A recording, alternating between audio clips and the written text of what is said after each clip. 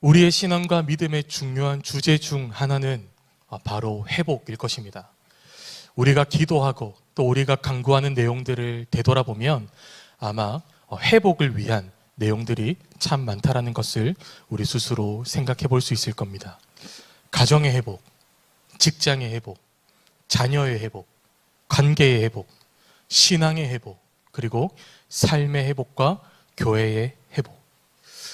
각기 그 내용들은 다 다르겠지만 분명한 것은 오늘도 우린 하나님의 회복을 간구하기 위해 이 자리 가운데 나오셨을 겁니다. 우리가 생각하는 그리고 우리가 간구하는 회복은 우리가 이전에 좋았던 상태로 되돌아가는 의미일 것입니다. 우리가 생각하고 간구하는 이 회복의 의미를 생각해 볼까요? 육체의 회복을 간구하시는 분들은 내가 몸이 아프기 전 몸이 건강했던 상태로 되돌아가기를 간구하고 계실 것이고, 또 관계의 회복을 간구하시는 분들은 어떤 문제로 인하여 갈등이 생기기 전 친밀하고 가까웠던 그 상태로 되돌아가기를 간구하고 계실 겁니다. 뿐만 아니라 삶의 회복을 간구하시는 분들은 이 삶의 어려움을 만나기 전 그저 평범했지만 걱정과 근심이 없었던 그 상태로 되돌아가기를 간구하실 것이고요. 또 신앙의 회복을 간구하시는 분들은 어떤 문제와 어떤 어려움으로 나의 신앙과 믿음이 무너지기 전 날마다 하나님을 향한 찬양이 끊이지 않고 그저 하나님의 은혜에 감격하며 하나님을 향한 뜨거운 열정이 가득했던 그 이전의 상태로 돌아가기를 간구할 것입니다. 이처럼 오늘 우리가 간구하는 회복은 모두 이전에 좋았던 상태로 되돌아가는 의미일 것입니다. 하지만 하나님께서 오늘 우리에게 말씀하시는, 그리고 하나님께서 오늘 우리에게 허락하시는 그 회복은 우리가 생각하는 그 기준과는 다른 의미의 회복이라는 것을 우리는 오늘 말씀을 통해서 살펴보려고 합니다. 그래서 저는 하나님께서 오늘 우리에게 말씀하시고 오늘 우리에게 허락하시는 그 하나님의 회복은 무엇인가? 이에 대해서 하나님의 회복이라고 하는 이 주제를 가지고 우리가 말씀을 통해 살펴보고자 합니다. 자, 오늘 우리가 함께 나눌 우리에게 허락하시는 하나님의 회복, 첫 번째 주제는요, 이전보다 더 나은 삶을 허락하시는 은혜입니다. 이 야구 선수들이 포지션에 상관없이 많이 받는 수술 중에 하나는 바로 토미존 수술이라고 합니다. 이 수술은요, 팔꿈치 인대를 접합하는 수술입니다. 어느 종목의 선수이건 운동선수에게 이 부상은 정말 치명적인 것입니다. 부상의 정도에 따라 다 다르겠지만 수술을 받아야 될 정도의 부상이라면 그것은 선수 개인의 커리어와 그리고 앞으로의 선수 생활에 큰 타격을 줄 수도 있을 겁니다. 이런 상황 가운데서 야구 선수들, 특히 공을 던지는 이 투수들에게 팔꿈치 인대 부상은 얼마나 치명적인 부상이겠습니까? 인대가 조금 늘어나는 정도가 아니라 이 인대를 다시 접합해야만 하는 이 수술을 받을 정도의 부상을 입었다면 그 선수는 아마도 앞으로 선수 생활을 보장받을 수 없을 것입니다. 그래서 어떤 선수들은요, 자신의 부상의 소식을 숨기기에 급급합니다. 그런데 이 토미존 수술은 야구 선수들이 자발적으로 찾는 수술이라고 합니다.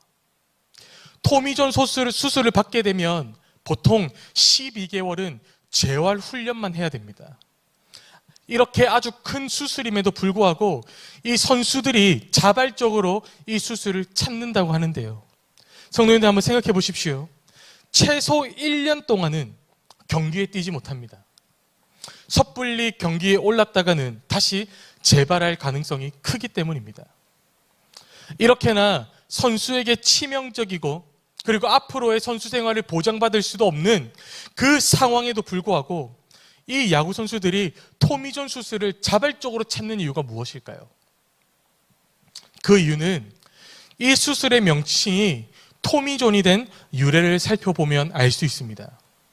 이 토미존이라고 하는 명칭은 다른 의학적인 의미를 가지고 있는 것이 아니라 미국 메이저리그에서 활동한 야구 선수의 이름입니다. 1970년대 미국에서 활약했던 이 토미존은요, 팀이 승리하는데 늘 큰 기여를 하며 명예의 전당에 입성을 노릴 만큼 아주 훌륭한 경력을 가졌던 선수였습니다.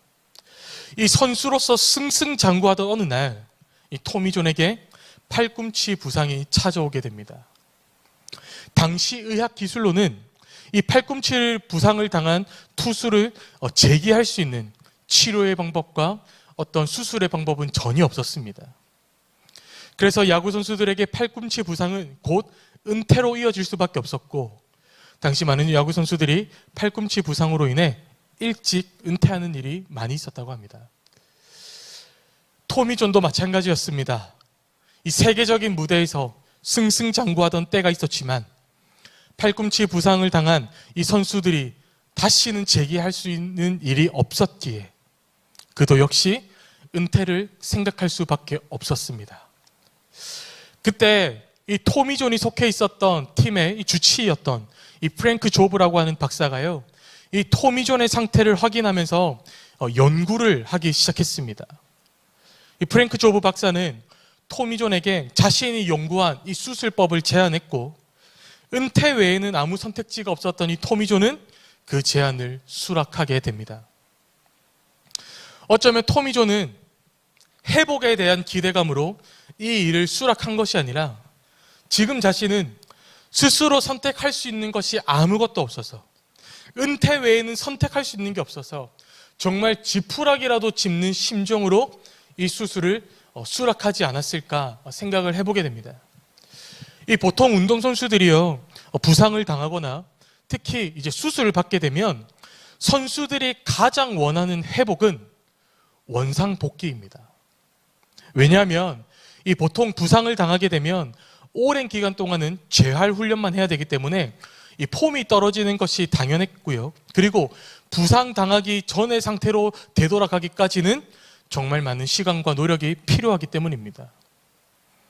그래서 내가 다치기 전의 상태로 되돌아가는 것, 이것이 부상을 당하고 수술을 받게 되는 선수들이 기대할 수 있는 최고의 회복인 것입니다.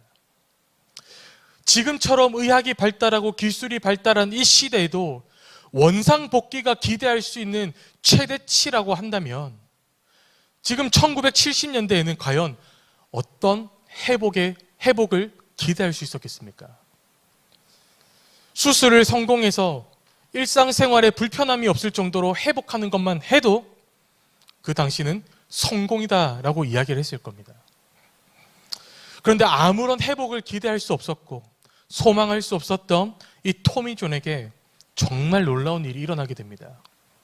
수술 이후 일상생활만 회복하는 것만 해도 다행이라 여길 수밖에 없었던 그가 이 재활 훈련을 통해서 선수로 재기할 수 있게 되었고요. 더 나아가서 토미존은 수술 이후에 더 빠른 공을 던질 수 있게 되었습니다. 그로 인해 팀에 더 많은 승리를 가져오게 되었고 오랜 시간 많은 팬들의 사랑을 받는 야구 선수가 될 수 있었습니다. 이 사실이 전 세계 많은 선수들에게 알려지면서 치명적인 팔꿈치 부상을 당한 많은 선수들이 찾아오기 시작했고, 그때부터 이 수술의 명칭이 바로 토미존 수술이라고 불려지게 되었습니다. 은퇴 외에는 아무것도 선택할 수 있는 것이 없었고 일상의 회복만을 꿈꿀 수밖에 없었던 이 토미존. 하지만 그는 이전보다 더 좋은 성적을 내고 더 많은 사랑을 받는 선수로 세워지는 정말 놀라운 회복을 경험할 수 있게 되었다는 겁니다. 저는 이 토미존의 이야기를 보고 들으면서 하나님께서 말씀하시는 회복과 그리고 우리가 기대하는 회복의 차이가 바로 여기에 있다는 것을 발견하게 되었습니다. 서두에 말씀드린 대로 우리가 기대하고 또 우리가 간구하는 회복은 모두 이전의 상태로 되돌아가는 겁니다. 내가 어떤 문제를 만나기 전 나에게 좋았던 그 상태로 되돌아가는 겁니다. 어떤 재기와 어떤 새로운 시작을 기대하는 것이 아니라 예전처럼 예전만큼이나 되돌아가는 것을 우리는 회복이라고 이야기하고 우리는 그것을 기대하고 간구합니다. 마치 부상을 당한 선수들이 부상당하기 이전의 상태로 돌아가는 것, 그 원상 복귀만을 기대하는 것처럼 말이죠. 그런데 오늘 우리에게 말씀하시고 그리고 우리의 삶에 허락하시는 그 하나님의 회복은요, 우리가 예전만큼 그리고 예전처럼 되돌아가는 것을 의미하는 것이 아닙니다. 하나님이 우리에게 허락하시는 회복은요, 우리의 삶을 이전보다 더 좋은 삶으로, 이전보다 더 나은 삶으로 세워가시는 하나님의 은혜입니다. 이것이 우리가 오늘 이 시간 기억하고 간구해야 될 하나님의 회복이라는 것입니다. 출애굽기 14장 말씀에는 애굽을 탈출하여 홍해바다 앞에 서 있는 이스라엘 백성들의 모습이 기록되어 있습니다. 모세와 그리고 이스라엘 백성들이 애굽을 탈출하여 이 하나님의 인도하심에 따라 가고 있는 그때, 이스라엘 백성들이 애굽으로부터 도망친 사실을 알고 바로는 심히 분노하여 이스라엘 백성들을 다시 잡아오기 위해 애굽의 군사들을 불러 모아 즉시 이들의 뒤를 쫓게 했고요. 그리고 애굽의 군사들은 이제 이스라엘 백성들이 장막을 쳐놓은 곳까지 이르게 되었습니다. 이에 모세와 이스라엘 백성들은 앞은 홍해바다, 그리고 뒤는 애굽의 군대가 쫓아오는 그런 절망적인 상황을 마주하게 되었습니다. 어디로든 도망칠 곳이 없었고 이제 자신들은 이곳에서 꼼짝없이 죽은 목숨이라고 생각되었던 이 이스라엘 백성들은 심한 두려움에 빠지기 시작했습니다. 그리고 이들의 두려움은 곧 모세와 하나님을 향한 원망으로 뒤바뀌기 시작했는데요. 홍해와 애굽의 두려움 앞에 서 있었던 이 이스라엘 백성들이 오늘 모세를 향해 이야기하는 이야기가 무엇입니까? 우리 출애굽기 14장 11절, 12절 우리 두 절의 말씀 우리 다 같이 한 목소리로 읽겠습니다.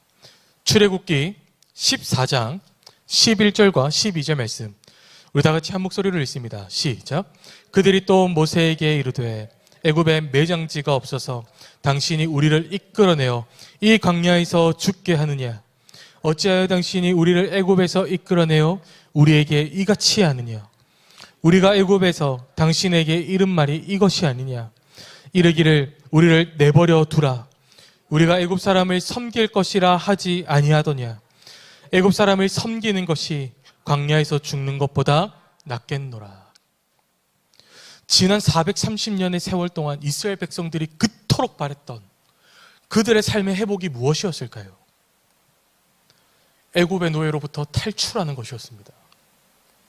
그래서 이들은 출애굽기 14장 8절 말씀을 보니 애굽을 나올 때까지만 해도 담대했습니다. 기대했습니다. 왜요? 그들이 원하는 회복이 이제 이루어지기 때문입니다. 이스라엘 백성들은 분명 광야에서 낮에는 구름 기둥으로 밤에는 불 기둥으로 인도하시며 만나와 메추라기를 통해 일용할 양식을 베푸시는 이 하나님의 회복 가운데 있었습니다. 비록 지금 이들의 눈앞에는 홍해 바다가 있고 그 뒤는 애굽의 군사가 쫓아오는 상황을 마주했지만 이들은 분명 여전히 더 나은 삶으로 인도해 가시는 하나님의 회복 가운데 있었다는 겁니다. 그런데 오늘 이들이 고백하는 것이 무엇입니까? 우리를 내버려 두라. 우리가 애굽 사람을 섬길 것이라. 애굽 사람을 섬기는 것이 광야에서 죽는 것보다 낫겠노라 라고 이야기를 하고 있습니다. 하나님의 회복 가운데 있었던 이 이스라엘 백성들이 또 다른 두려움의 문제 앞에서 이스라엘 백성들이 간구하고 있는 그들의 회복이 무엇입니까? 애굽으로 다시 되돌아가는 것입니다. 이스라엘 백성들은 지금 이 잠깐의 두려움 때문에 지난 430년의 고통의 시간으로 되돌아가는 것이 회복이다라고 고백하며 자신들을 다시 애굽으로 되돌려 보내줄 것을 요청합니다. 이것이 이스라엘 백성들이 기대하고 간구하는 회복입니다. 하지만 하나님께서 이스라엘 백성들에게 허락하실 회복은 그들이 애굽으로 되돌아가는 것이 아니었습니다. 그들이 다시 이전의 430년의 고통의 시간으로 되돌아가는 것이 아니었습니다. 하나님께서 이스라엘 백성들에게 원하시는 그리고 하나님께서 이스라엘 백성들에게 허락하시는 그 회복은 이 두려운 홍해 바다를 건너 하나님의 약속의 땅으로 나아가 이스라엘 백성들이 이전보다 더 나은 삶을 살아가게 하시는 것이었습니다. 그래서 하나님은 이스라엘 백성들의 원망과 불평 속에서도 어떤 일들을 행하십니까? 우리 출애굽기 14장 19절에서 21절 말씀 한번 살펴볼까요? 19절에서 21절 말씀 다 같이 읽겠습니다. 시작. 이스라엘 진 앞에 가던 하나님의 사자가 그들의 뒤로 옮겨가매 구름 기둥도 앞에서 그 뒤로 옮겨 애굽 진과 이스라엘 진 사이에 이르러 서니 저쪽에는 구름과 흑암이 있고 이쪽에는 밤이 밝음으로 밤새도록 저쪽이 이쪽에 가까이 못하였더라. 모세가 바다 위로 손을 내밀매 여호와께서 큰 동풍이 밤새도록 바닷물을 물러가게 하시니 물이 갈라져 바다가 마른 땅이 된지라. 아멘. 이스라엘 백성들이 더 나은 삶을 살아가기를 원하셨던 그 회복을 원하셨던 하나님은요, 이스라엘 백성들의 원망과 불평 속에서도 애굽 진과 이스라엘 진 가운데 이르셔서 애굽이 이스라엘 가운데 가까이 이르지 못하도록 하셨고, 밤이 새도록 큰 동풍을 일으켜서 밤이 새도록 바닷물을 물러가게 하시고 그 바다를 마른 땅이 되게 하셨습니다. 그래서 하나님은 이스라엘 백성들에게 더 나은 삶을 살아갈 수 있는 발걸음을 허락하여 주셨습니다. 사랑하는 믿음의 성도님들, 이 하나님의 회복의 은혜가 우리에게 얼마나 성실하고 얼마나 신실한 은혜인지요. 홍해 바다가 갈라지고 그 바다를 건너는 하나님의 회복을 경험한 이 이스라엘 백성들은 이제 하나님이 약속하신 가나안 땅 입성을 앞두고 있었습니다. 이들은 가나안 땅에 들어가기 전 40일을 강에서 머물고 있었는데요, 그 이유는 가나안 땅을 정탐하기 위함이었습니다. 40일이 지나 이제 가나안 정탐꾼들이 이스라엘 진영으로 되돌아와서 각자 가나안 정탐한 내용들을 보고하기 시작하는데요, 이 정탐한 그 내용들을 살펴보니까 이들이 공통적으로 하는 고백이 있었습니다. 그 정탐꾼들의 고백이 무엇이냐면 바로 이 가나안 땅은 하나님께서 우리에게 약속하신 축복의 땅이라는 사실입니다. 그 말씀이 바로 민수기 13장 27절 말씀에 있죠. 모세에게 말하여 이르되 당신이 우리를 보낸 땅에 간즉 과연 그 땅에 젖과 꿀이 흐르는데 이것은 그 땅의 과일이니이다. 이 정탐꾼들이 가나안 땅이 젖과 꿀이 흐르는 비옥한 땅임을 증거하기 위해서 이 가나안 땅에서 소출되는 이 열매를 가지고 왔는데요, 그 열매가 얼마나 컸는지 이 두 명의 성인 남자가 막대기가 괴어메고 와야 될 만큼의 크기였습니다. 이처럼 가나안 땅은 애굽으로부터 벗어나 정착할 곳이 없어 언제나 유목민 생활을 이어오던 이 이스라엘 백성들이 더 나은 삶을 살아가기 위해 더할 나위 없이 하나님께서 허락하신 하나님의 회복과 축복의 땅이었습니다. 아마 이 이스라엘 모든 백성들이 가나안 땅에 소출된 열매를 바라보면서 기쁨과 감격 속에 서로가 서로를 바라보며 환호하기 시작했을 겁니다. 그런데 그 백성들의 환호 속에 이 정탐꾼들의 반응이 심상치 않습니다. 왜 그럴까요? 우리 민수기 13장 28절과 29절 말씀 한번 살펴볼까요? 28절, 29절 우리 두 절 말씀 다 같이 읽겠습니다. 시작.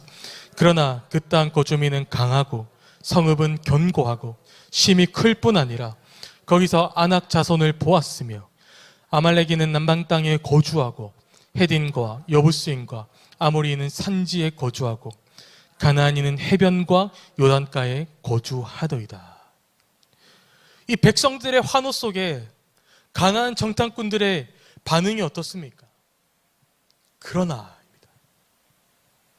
이 정탐꾼들의 그러나는 가나안 땅에 대한 부정적인 반응입니다. 앞서 가나안 땅은 젖과 꿀이 흐르는 비옥한 땅이라 이야기했던 이 정탐꾼들이 이 그러나의 고백으로 이 가나안 땅을 향해 부정적인 반응을 보이는 이유가 무엇일까요? 계속해서 32절 말씀 한번 살펴보겠습니다. 32절 말씀 시작. 이스라엘 자손 앞에서 그 정탐한 땅을 악평하여 이르되 우리가 두루 다니며 정탐한 땅은 그 거주민을 삼키는 땅이요 거기서 본 모든 백성은 신장이 장대한 자들이며. 앞서 가나안 땅은 젖과 꿀이 흐르는 비옥한 땅이라 하나님의 축복의 땅이라 고백했던 이 정탐꾼들이 이 그러나의 한마디로 이 가나안 땅을 어떻게 고백하고 있습니까? 정탐꾼들이 이 가나안 땅을 악평하며 이 땅은 거주민을 삼키는 땅이다 라고 이야기를 하고 있습니다. 성도님들, 이들이 젖과 꿀이 흐르는 이 비옥한 땅을 악평하며 그리고 이 땅을 거주민을 삼키는 땅이다 라고 표현한 이유가 무엇일까요? 이들은 가나안 땅에 살고 있었던 아낙 자손을 바라보았기 때문입니다.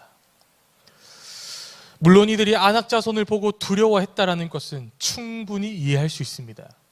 왜냐하면 이스라엘 백성들이 가나안 땅에 정착하기 위해서는 이 아낙 자손과의 전쟁은 불가피한 것이기 때문이었습니다. 그래서 이들이 아낙 자손을 두려워했을 수도 있었고요. 이 전쟁은 승산 없는 전쟁처럼 여길 수 있었습니다. 하지만 이들은 이미 아낙 자손보다 더 두려웠던 상황들을 지나왔습니다. 애굽의 두려움을 지나왔고, 광야의 두려움을 지나왔고, 홍해의 두려움을 지나왔습니다. 자신들의 삶을 더 나은 삶으로 인도하시는 하나님의 회복의 은혜를 매 순간순간마다 경험하며 살아왔습니다. 하지만 두려움이 곧 원망으로 뒤바뀌어지는 이 이스라엘 백성들의 연약함은 또다시 반복되었습니다. 그 내용이 무엇일까요? 우리 민수기 14장 1절에서 4절 말씀 한번 살펴보겠습니다. 민수기 14장 1절에서 4절까지 말씀 시작. 온 회중이 소리를 높여 부르짖으며 백성이 밤새도록 통곡하였더라. 이스라엘 자손이 다 모세와 아론을 원망하며 온 회중이 그들에게 이르되 우리가 애굽 땅에서 죽었거나 이 광야에서 죽었으면 좋았을 것을 어찌하여 여호와가 우리를 그 땅으로 인도하여 칼에 쓰러지게 하려 하는가? 우리 처자가 사로잡히리니 애굽으로 돌아가는 것이 낫지 아니하리라. 이에 서로 말하되 우리가 한 지휘관을 세우고 애굽으로 돌아가자 하매. 아낙 자손의 두려움 앞에서 이스라엘 백성들은 또다시 이렇게 이야기하죠. 우리가 애굽 땅에서 죽었거나 이 광야에서 죽었으면 좋았을 것을 애굽으로 돌아가는 것이 낫지 아니하랴. 우리가 한 지휘관을 세우고 애굽으로 돌아가자. 애굽과 광야와 홍해에서 하나님의 회복의 은혜를 경험했던 이들이었음에도 불구하고 이들은 또다시 또 다른 두려움 앞에서 이전으로 되돌아가는 것이 회복이다라고 고백하며 이젠 직접 한 지휘관을 세워서 애굽으로 돌아가자라고 이야기를 합니다. 이것이 이스라엘 백성들이 기대할 수 있는 최고의 회복이었습니다. 하지만 하나님께서 이스라엘 백성들에게 허락하시는 회복은 이들이 다시 애굽과 광야로 되돌아가는 것이 아니었습니다. 하나님은 여전히 그들이 이전보다 더 나은 삶을 살아가길 원하셨습니다. 그래서 하나님은 이스라엘 백성들의 원망과 불평과 그리고 또다시 반복되어지는 이 실패 속에서도 그들을 포기하지 아니하시고 그들을 가나안 땅으로 신실하게 인도해 나가셨습니다. 비록 그 과정 속에 이 40년의 광야의 시간이 있었지만 하나님은 단 한순간도 빠짐없이 그들과 함께 하셨고 그들을 지키셨고 그들의 발걸음을 인도해 나가셨습니다. 그리고 이스라엘 백성들은 마침내 하나님께서 약속하신 가나안 땅에서 이전보다 더 나은 삶을 살아갔습니다. 사랑하는 믿음의 성도님들, 하나님은 왜 이토록 이스라엘 백성들에게 신실하셨을까요? 불평과 불만이 끊어지지 않고 하물며 하나님의 주권에 도전하기까지 하는 이들에게 하나님은 왜 이전보다 더 나은 삶을 살아가게 하실 이 회복의 은혜를 거두시지 않으셨을까요? 이들이 이야기한 것처럼 다시 430년의 고통의 시간으로 되돌아가게 하시거나 애굽이나 광야에서 죽음을 맞이하도록 내버려 두셔도 될 텐데 하나님은 왜 이들에게 이토록이나 신실하게 하나님의 회복을 이루어 나가셨을까요? 딱 한 가지입니다. 하나님은 오늘 자신이 사랑하는 이 백성들이 끝을 알지 못하는 고통 가운데 머무는 것이 아니라 어제보다 더 나은 오늘을, 오늘보다 더 나은 내일을 살아가기 원하셨기 때문입니다. 그래서 하나님은 또 다른 이유로 오늘의 불평과 불만이 가득했던 이 이스라엘 백성들이 굶주리지 않도록 매일 일용할 양식을 베푸셨고요, 모든 맹수와 불뱀의 위협 속에서도 그들의 머리털 하나 상하지 않도록 그들을 지키시고 보호해 주셨습니다. 사랑하는 믿음의 성도님들, 하나님의 관심은 그들의 과거가 아니었습니다. 하나님의 관심은 그들의 어제보다 더 나은 오늘이었고 오늘보다 더 나을 내일이었습니다. 사랑하는 성도님들, 캄캄한 홍해바다 앞에서, 황량한 강야 가운데서, 그리고 우리를 두렵게 만드는 이 안악 자손들 앞에서 오늘 성도님들은 어떤 회복을 간구하고 계십니까?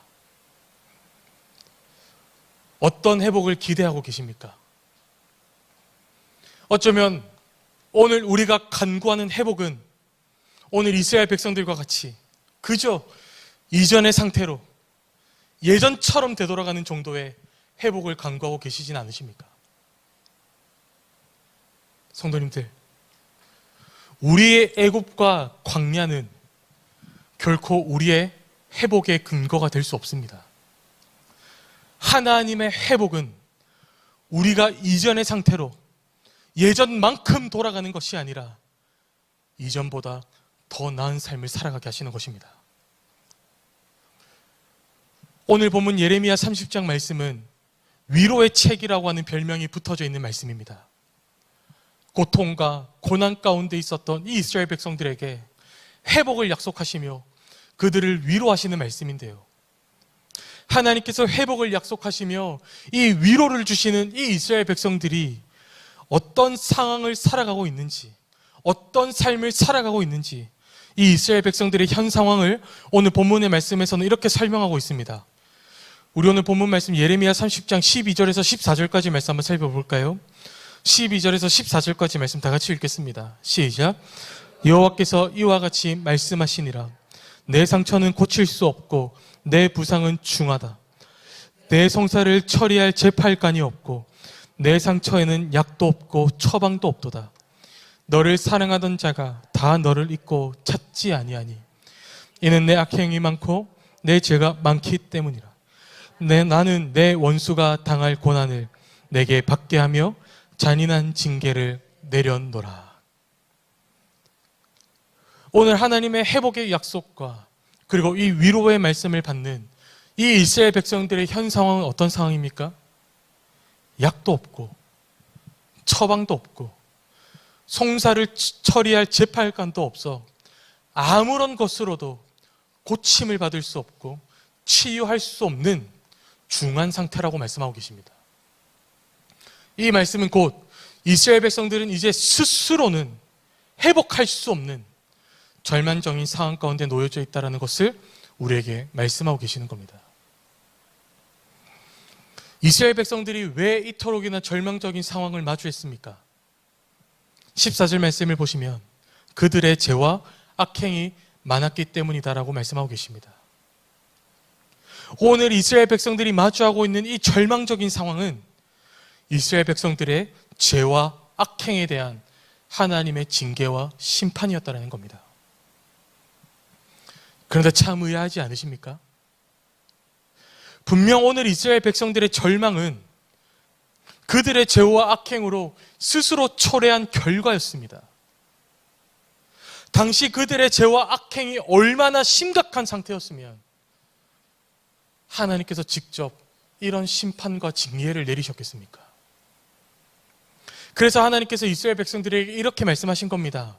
내 상처는 고칠 수 없고 내 부상은 중하도다. 내 송사를 처리할 재판관이 없고 내 상처에는 약도 없고 처방도 없도다. 그리고 계속해서 하나님께서는 이렇게 이들에게 말씀하십니다. 15절 말씀 다 같이 읽겠습니다. 15절 말씀 시작. 너는 어찌하여 내 상처 때문에 부르짖느냐. 내 고통이 심하도다. 내 악행이 많고 내 죄가 허다함으로 내가 이 일을 너에게 행하였느니라. 이 마지막 말씀이 하나님에 대한 기대와 소망을 가지고 있었던 이 이스라엘 백성들에게 가장 큰 좌절과 절망의 이유가 되지 않았겠습니까? 오늘도 고통하고 있는 이 이스라엘 백성들에게 하나님께서 이렇게 말씀하시는 겁니다. 네가 어찌해서 너의 그 상처 때문에 내게 부르짖느냐.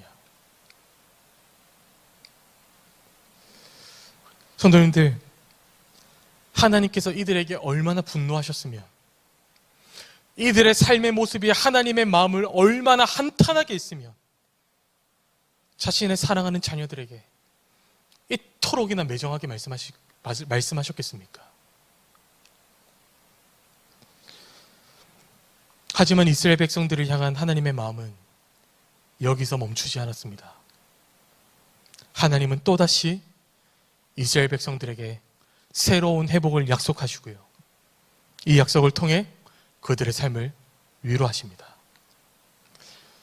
자신들의 죄와 악행으로 고통 가운데 있었던 이 이스라엘 백성들에게 주시는 하나님의 회복과 위로의 말씀이 무엇입니까? 그 말씀이 오늘 우리의 본문 말씀 17절 말씀입니다. 우리 17절 말씀 다 같이 읽겠습니다. 시작. 여호와의 말씀이니라. 그들이 쫓겨난 자라 하매 시온을 찾는 자가 없은즉 내가 너의 상처로부터 새살이 돋아나게 하여 너를 고쳐주리라. 아멘. 오늘 하나님께서 이스라엘 백성들에게 주시는 회복의 약속이 무엇입니까? 내가 너의 상처로부터 새살이 돋아나게 하여 너를 고쳐주리라. 성도님들, 하나님의 이 약속의 말씀이 무엇을 의미하는 걸까요? 이스라엘 백성들의 삶의 회복은 오직 하나님이라는 사실을 말씀해 주고 계시는 겁니다. 성도님들, 하나님께서 오늘 이스라엘 백성들을 어떻게 회복시킬 거라고 말씀하고 계시죠? 그들의 상처로부터 새살이 돋아나게 하여 고칠 것이다라고 말씀하고 있습니다. 하나님은 그들의 상처에 무엇을 덧대어 치료해 주시거나 싸매어 주시는 정도가 아니라 그 상처에 새살이 돋아나게 하여서 그 상처를 다시는 볼 수 없도록 이전보다 더 나은 삶을 살아가게 하시겠다라고 약속하고 계십니다. 성도들, 이 말씀이 무엇을 의미합니까? 하나님 앞에서 상처투성이었던 이 이스라엘 백성들의 삶에 새살을 돋아나게 하셔서 이전보다 더 나은 삶으로, 아니 새로운 몸을 입은 삶으로 거듭나게 하시겠다라는 겁니다. 사랑의 믿음의 성도님들, 다시 성도님들께 질문합니다. 오늘 성도님들은 하나님 앞에서 어떤 회복을 간구하고 계십니까? 오늘 성도님들은 하나님 앞에서 어떤 회복을 기대하고 있습니까? 성도님들의 가정을 위해서, 직장을 위해서, 자녀들을 위해서, 어떤 인생의 문제와 두려움을 위해서, 그리고 우리의 삶과 이 교회를 향해서 어떤 하나님의 회복을 간구하고 계시고 어떤 하나님의 회복을 기대하고 계십니까? 오늘도 여전히 우리는 내가 기대하는 정도의 회복을 간구하고 계시지 않으십니까? 오늘도 우리는 여전히 하나님 앞에서 내가 생각할 수 있는 정도의 회복을 간구하고 계시지 않으십니까? 약도 없고 처방도 없어서 오늘도 여전히 상처투성이인 우리의 삶에 회복의 하나님께서 이렇게 말씀하십니다. 내가 너의 상처로부터 새살을 돋아나게 하여 너를 고쳐주리라. 사랑하는 성도님들, 오늘 이 하나님의 약속의 말씀이 오늘 우리의 삶을 이전보다 더 나은 삶으로 세워가실 줄 믿습니다. 우리가 기도하고 간구하는 그곳이 이전보다 더 나은 곳이 될 줄 믿습니다. 상처의 새살을 돋게 하시고 어떤 상황 가운데서도 신실하게 역사하시는 이 하나님의 회복의 은혜를 경험하는 복된 저와 성도님들의 삶이 되시기를 주님의 이름으로 축복합니다. 말씀 마무리합니다. 오늘 본문 예레미야 30장 14절 말씀을 다시 보시면 하나님께서 이스라엘 백성들에게 이렇게 말씀하시죠. 너를 사랑하던 자가 다 너를 잊고 찾지 아니하니.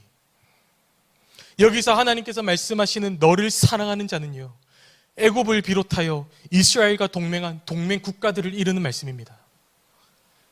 이 하나님의 말씀이 무엇을 의미할까요? 이스라엘은 동맹을 약속한 국가들이 자신들의 회복과 도움이 될 것이라고 믿고 있었습니다. 서로가 서로에게 도움이 되고 보호자가 되어주며 서로가 서로의 약이 되어주고 처방이 되어서 송사를 처리할 재판관들이 되어줄 것이라고 믿고 있었습니다.